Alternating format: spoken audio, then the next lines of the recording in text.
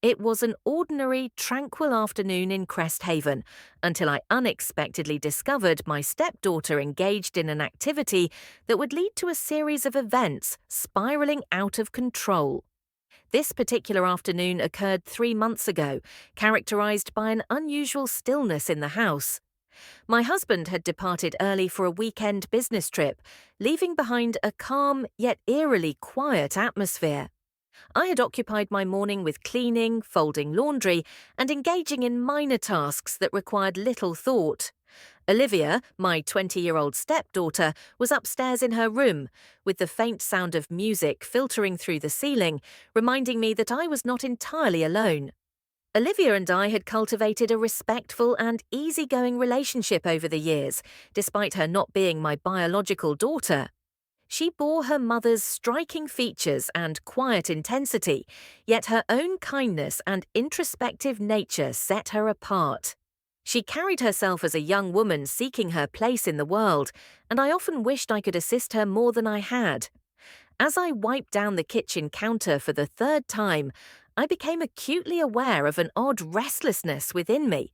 Perhaps it was the house's stillness or the way sunlight lazily streamed through the windows, casting elongated shadows on the wooden floors. Whatever the cause, I could not dismiss the urge to move, to engage in some activity that would occupy the empty spaces in my mind. I poured myself a glass of water and stood at the foot of the staircase, noticing that Isabella's door was ajar just enough to allow the music to seep through. I hesitated, contemplating whether to disturb her or to leave her undisturbed, but my curiosity, combined with a desire to connect, propelled me forward. "Olivia," I called out as I began to ascend the stairs, "is everything all right up there?" The music continued, but I heard a shuffle from within her room, the faint sound of movement causing me to pause midway up the stairs, uncertain. As I contemplated whether to proceed, I found myself instinctively moving closer to her door. Raising my hand to knock, I caught a glimpse of Olivia through the narrow opening. She was perched on the edge of her bed, her posture slightly hunched, and her hands were engaged in a manner that took my breath away. The realization struck me like a bolt of lightning. She was not merely sitting idly, but was engrossed in something profoundly personal and private. I became immobile, my body betraying my desire to retreat, while my mind urged me to leave her undisturbed, to act as if I had not witnessed anything. Yet something, perhaps shock or an unusual sense of vulnerability, anchored me in place. Isabella's face was turned slightly away, her concentration fully absorbed in her task.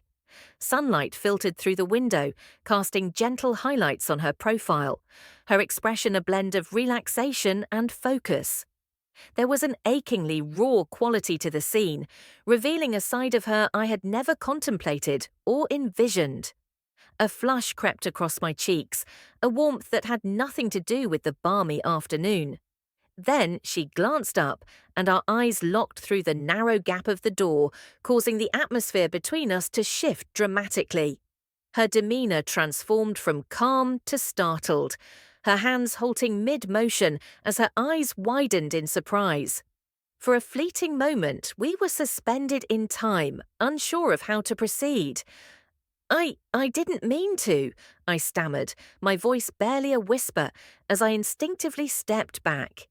Isabella's face turned a deep crimson as she hurriedly reached for a blanket, her movements awkward in her rush to cover herself. "I thought you were downstairs," she murmured, her voice thick with embarrassment. "I was," I quickly replied, my own face aflame. "I didn't intend to interrupt." "It's fine," she interrupted, though her tone wavered. "Could you please give me a moment?" I nodded, retreating down the hallway, my heart racing against my ribs, my palms clammy, and my breathing uneven as I grasped the banister at the top of the stairs. It was merely an uncomfortable moment, one that anyone could encounter, yet the image of Elise so vulnerable and exposed remained etched in my mind, refusing to fade away. After a few moments, I heard her door creak open behind me. I turned slowly, uncertain of what to say or how to meet her gaze. Olivia emerged into the hallway, her hair slightly tousled, and her expression a blend of embarrassment and uncertainty. She was dressed in a loose t-shirt and shorts, her attempt at casualness undermined by the faint blush still colouring her cheeks. "I didn't intend for you to see that," she said, her voice soft and hesitant as she leaned against the doorframe. I quickly replied, trying to alleviate her discomfort. "I shouldn't have intruded. I wasn't thinking. I apologize." She shook her head, a small self-conscious smile playing at the corners of her lips. "I suppose we are even now," she said, chuckling nervously. "Even?" I inquired, tilting my head. "Last summer," she replied, her eyes briefly meeting mine before darting away again. "The bathroom door you forgot to lock." The memory surged back with vivid clarity, causing my face to flush once more. I had stepped out of the shower, towel barely secured, only to find Olivia standing in the doorway, her eyes wide with shock. We had laughed about it afterward, but the awkwardness had lingered for days. "I completely forgot about that," I admitted with a laugh, the tension in the air easing slightly. "Well, now we are even," she said, her smile more genuine this time. The comfort between us was unexpectedly reassuring, yet beneath the surface I sensed the stirrings of something deeper, an unspoken shift that was subtle yet undeniable. As Olivia leaned against the doorframe, her gaze meeting mine more steadily, I couldn't help but wonder if she felt it too. The days that followed were filled with an unacknowledged tension, one that neither Olivia nor I voiced aloud, yet it lingered in the air between us.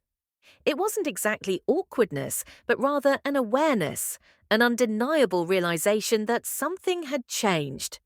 Despite the changes, she continued to navigate the house as she always had, lounging on the couch with her phone in hand, leaving the kitchen in disarray after preparing a midnight snack, and humming absent-mindedly when she believed no one was listening. However, I found myself acutely aware of every movement, every glance, and every moment we shared in solitude. I reassured myself that it was merely a figment of my imagination, that the incident was nothing more than an unfortunate mishap destined to fade with time. Yet, I could not erase from my memory the way she had looked at me that day, her eyes widening in surprise, her face flushing, and her hesitation before stepping into the hallway. It replayed in my mind incessantly, like a song I could not silence. One evening, as I stood at the kitchen counter slicing vegetables for dinner, Olivia entered the room, brushing past me to fetch a glass of water. I immediately sensed her presence, the air shifting as she stood a tad too close, her arm grazing mine as she reached for the faucet. "Need help?" she inquired casually, sipping her water while leaning against the counter beside me. I hesitated for a brief moment before nodding. "Sure, you can chop the onions?" She groaned, setting her glass down. "You just want me to cry?" I chuckled, handing her a knife and a cutting board. "Consider it payback for leaving all your dishes in the sink." She rolled her eyes, but accepted the knife, pulling the onions closer. For a few moments, we worked in silence, the rhythmic sound of chopping resonating in the kitchen. It should have been an ordinary moment, a typical interaction, yet an undercurrent of something deeper lingered beneath the surface. Olivia was the first to shatter the silence. "So, are we just not going to talk about it?" My hands faltered, the knife pausing mid-slice. I was acutely aware of what she was alluding to, but I was not prepared to engage in that conversation just yet. "There's nothing to discuss," I replied, maintaining an even tone as I concentrated on the carrots before me. Olivia let out a small sigh. She laughed, shaking her head, and remarked, "You are quite the liar." I sighed and set the knife down. "Olivia, it was merely an accident. It doesn't have to signify anything." She turned to face me completely, her expression inscrutable. "Doesn't it?" I met her gaze, feeling a knot in my stomach from the way she looked at me, curious, hesitant, yet also something else, something I couldn't quite identify. "I don't know what you expect me to say," I confessed. Olivia scrutinized me for a moment before shaking her head, a slight smirk playing on her lips. Nothing. I just find it amusing. I frowned. What is amusing? She shrugged and picked up the knife again. That you believe you can act as if it never occurred. I opened my mouth to reply, but no words emerged. Instead, I turned back to my cutting board, attempting to ignore the rapid beating of my heart, for deep down, I recognized she was correct. That evening's dinner was quieter than usual, neither uncomfortable nor entirely at ease. The occasional clatter of silverware against plates filled the silence, accompanied by the distant hum of the television in the living room. Olivia sat across from me, her eyes fixed on her meal, yet I could sense her thoughts were elsewhere, as were mine. Occasionally she would glance up at me, her expression unreadable, before quickly averting her gaze. I despised how acutely aware I had become of her, how my thoughts kept returning to matters I ought not to contemplate. The memory of that afternoon in the hallway lingered in my mind, refusing to fade, no matter how hard I tried to dismiss it. It wasn't solely about what had transpired, it was also about the way she had looked at me. Afterward, the way she had challenged me in the kitchen earlier, as if she possessed knowledge I was not prepared to confront. After we finished our meal, Olivia rose to gather our plates and headed to the sink. I observed her as she turned on the faucet, her back to me, the muscles in her shoulders subtly tensing, as if anticipating me to speak. I swallowed hard, feeling the weight of the moment settle between us. "All dry," I finally said, standing up and retrieving a towel from the drawer. She nodded in silence while rinsing the plates, handing them to me one by one. The quiet lingered, with neither of us addressing the tension that filled the air, though we both sensed it. As I dried a plate, I exhaled slowly, my grip tightening around the ceramic. "Olivia, about earlier." She paused for a brief moment before placing another plate in the sink. "I knew you would eventually bring it up," she replied, her tone light, yet hinting at something deeper. I hesitated, observing her closely. "I just want to avoid any awkwardness between us." Olivia turned to face me, leaning against the counter with her arms crossed. "Who says things are awkward?" I frowned slightly, setting the plate down. "I can feel it, and I know you can too." She tilted her head, studying me for a moment before responding. "I think you're the only one making it awkward." A wave of frustration mixed with an unidentifiable emotion tightened in my chest. "Olivia, come on, you know what I mean." Her lips curled into a faint smile, almost knowing. "I do, and I believe it bothers you more than it bothers me." I opened my mouth to argue, but the words caught in my throat because she was right. It did bother me, just not in the way it should have. Instead of embarrassment or discomfort, there was something else entirely, something that twisted my stomach and quickened my pulse in ways I was reluctant to acknowledge. She pushed off the counter, walking past me slowly and deliberately, brushing against my arm as she did. "You think too much," she murmured, her voice low and almost teasing, before disappearing down the hallway. I stood there, gripping the dish towel tightly, my entire body tense. This was not merely an accident we had moved past, it was something else. Something neither of us had articulated yet, and I was uncertain if I was ready to confront it. The following days passed in a blur of normalcy, or at least the facade of it. Olivia and I continued our routines as if nothing had changed. She attended her classes while I managed household tasks, and we shared. We continued to share meals as we always had, yet beneath the surface, a subtle transformation was occurring. An unspoken awareness that we both sensed but did not articulate. I found myself observing her more than was appropriate. It was not deliberate at first, merely a fleeting glance here and there. However, I began to notice details I had previously overlooked. The way she absent-mindedly chewed her lip while deep in thought, how she stretched in the mornings with her t-shirt riding up, just enough to reveal a hint of skin, and the way her gaze lingered on me, a moment too long, when she thought I was distracted. One evening, while I was reading in the living room, Olivia entered and casually flopped onto the couch beside me. Without hesitation, she tucked her legs beneath her and rested her chin on her palm, glancing at my book. "What are you reading?" she inquired, her tone casual, yet her presence undeniably distracting. I glanced at the cover before closing the book, suddenly unable to concentrate on the text. "Just something I picked up a while ago, nothing thrilling." Olivia smirked, tilting her head slightly. "You always say that when you want to avoid discussing something." I sighed, setting the book aside. "And you always pry when you know you shouldn't." She chuckled, shifting to face me more directly. "Maybe, but you allow me to, don't you?" There it was again, that subtle challenge. She seemed to be testing the waters, gauging how far she could push before I withdrew. Yet, I wasn't pulling away, and we both recognized it.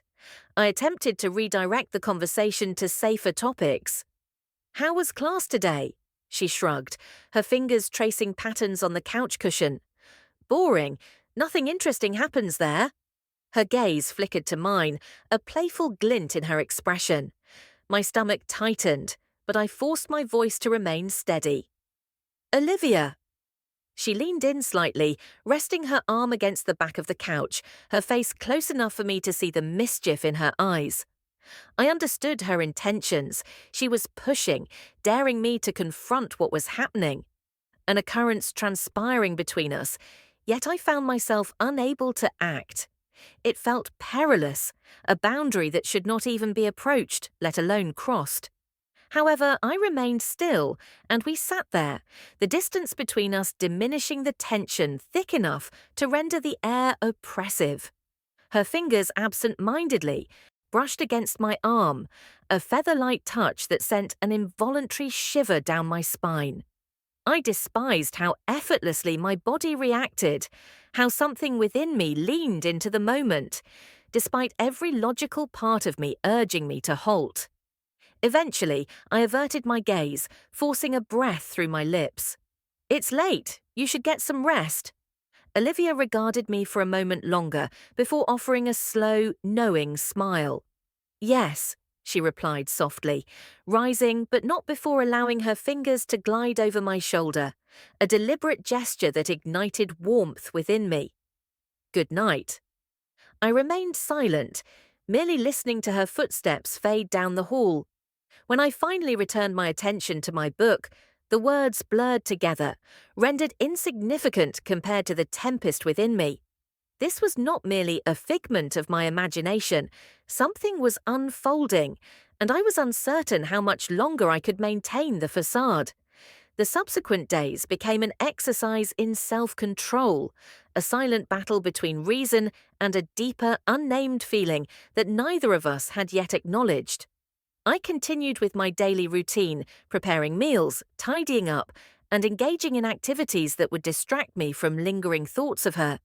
Yet, no matter how hard I tried, I could not shake the memory of the way she had looked at me on the couch, the way she had leaned in just enough to make me question the very boundaries that existed between us. It was as if she was fully aware of her actions, pushing, testing, waiting for me to falter first. Conversely, Olivia appeared entirely comfortable with the shift in our relationship. If she noticed my struggle to maintain my composure around her, she chose not to acknowledge it. Instead, she continued her playful antics, brushing past me in the kitchen when it was unnecessary, sitting just a tad too close whenever we. In the evenings, I watched television while her gaze lingered on me with an intensity that caused a twist in my stomach, feelings I was reluctant to acknowledge. I kept convincing myself that I was imagining things, that she was not intentionally acting this way, yet the way her lips formed a subtle, knowing smile whenever she caught me staring suggested otherwise. One evening, after a long day of feigning normalcy, I was in my bedroom folding laundry when a gentle knock sounded at the door. I turned, expecting Olivia to request something trivial, a charger, a book, or something of little significance. Instead, she stood in the doorway, her expression inscrutable. "May I come in?" she inquired, her voice softer than usual. I hesitated for a brief moment before nodding, observing as she entered and closed the door behind her. Leaning against it with her arms crossed, she seemed to be contemplating how to articulate whatever was on her mind. "What's wrong?" I asked, striving to keep my tone neutral despite the unease coiling in my chest. She did not respond immediately. Instead, she approached my bed, sitting on the edge and absent-mindedly running her fingers over the fabric. "I've just been thinking a lot," she murmured, "about us." My breath caught, but I forced myself to remain composed. "Olivia, there is no us." The words felt unnatural, almost forced, because even as I spoke them, we both understood they were not entirely true. There was something between us, an unacknowledged connection that had been steadily growing, waiting for one of us to concede. She lifted her gaze to meet mine, an unreadable expression on her face. "Then why do you act like there is?" The question struck harder than I anticipated.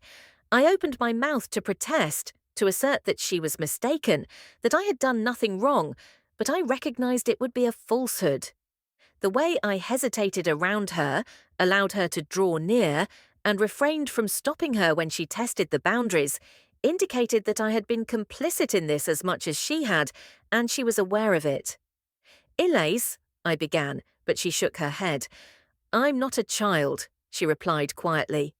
However, I firmly stated, "I am aware of my feelings, and I believe you share them as well." My stomach churned, and my heart raced so intensely that I was convinced she could hear it. "This is not right," I asserted, yet the conviction I intended to convey was absent. She then took a step closer, reducing the distance between us until she was merely inches away. I could sense the warmth emanating from her body, her breath slightly uneven, mirroring my own. "Then tell me to stop," she whispered. That was the dilemma. I found myself unable to do so. The room felt more confined than it had moments earlier, the air thick with an unspoken tension that was impossible to ignore. Olivia stood so near that I could feel the heat radiating from her skin, her presence overwhelming to the point of clouding my thoughts. My mind urged me to retreat, to create space between us, to remind both her and myself that this was a boundary that should not be crossed. Yet I remained still, unable to move. The way she gazed at me, her eyes searching, waiting, and challenging me to voice a protest, weakened my resolve with each passing moment. I swallowed hard, attempting to find my voice, but the words felt lodged in my throat. "Olivia, we cannot," I finally managed to say, though my tone lacked the firmness it required. She did not step back. If anything, she inched closer, her fingers lightly brushing against my arm. A barely perceptible touch that sent a shiver through me, despite my efforts to remain unaffected. "Why not?" she inquired softly, her tone devoid of accusation, only imbued with quiet curiosity. "Because it is wrong." The question hung in the air between us, and I wished I could provide her with the answer she sought. She tilted her head slightly, studying me as if attempting to decipher my thoughts. "It does not feel wrong," she continued, her voice barely above a whisper. That was the most perilous aspect of all, for deep down, beneath layers of hesitation, it did not feel wrong. It felt inevitable, like something that had been gradually unfolding for weeks, months, perhaps even longer, waiting for one of us to acknowledge it. But just because something, although it felt right, that did not imply it was. I exhaled shakily, taking a small step back, not enough to disrupt the tension, but just enough to remind myself that I still had control over the situation. "You do not comprehend," I stated, though I was uncertain whether I was attempting to persuade her or myself. "This is not something we can simply allow to occur." Isabella's expression flickered with an inscrutable emotion, yet she refrained from pressing the issue or arguing. Instead, she offered me a subtle, knowing smile, as if she had already come to terms with what I was still reluctant to acknowledge.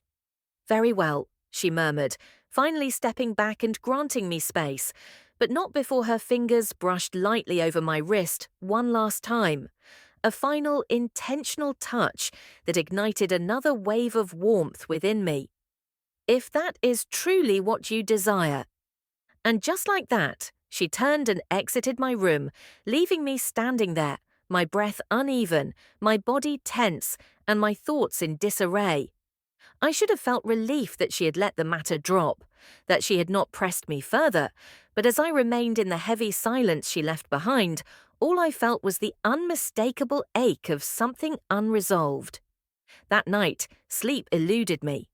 I lay in bed, staring at the ceiling, my mind trapped in a loop of the same thoughts. Isabella's voice resonated in my mind, recalling how she had said, "It does not feel wrong." The way she had touched my wrist so gently, so purposefully, as if she were leaving behind an unspoken promise. My body still retained the lingering warmth of her presence, a heat that refused to dissipate, no matter how hard I tried to dismiss it. I turned onto my side, squeezing my eyes shut, willing my thoughts to quiet, but they persisted. The following morning, I resolved to act normally, to go about my day as if nothing had transpired, as if the previous night had been merely a fleeting moment, easily forgotten. However, upon entering the kitchen and seeing Olivia standing by the counter, barefoot, her hair slightly tousled from sleep, clad in one of those oversized shirts that barely grazed the tops of her thighs, I realized that forgetting was an impossibility.